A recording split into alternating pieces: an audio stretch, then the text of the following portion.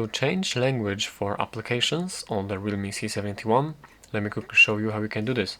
First of all, you will have to go for the settings, and from here scroll all the way down and go for the system. You have to go for the system, and right here you can find the app languages.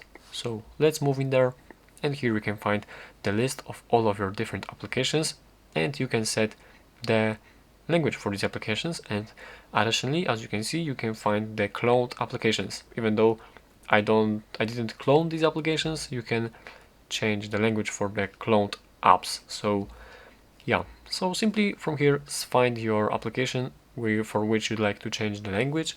You can additionally search in the search box right here, and after you find any app right here, you can set this language. There's the list of all of these different languages, and you can also search for some particular language. And yeah, you can select it, and that's pretty much it. This language is now selected for this application. As you can see here, for the Gmail application, we have this Polish language available.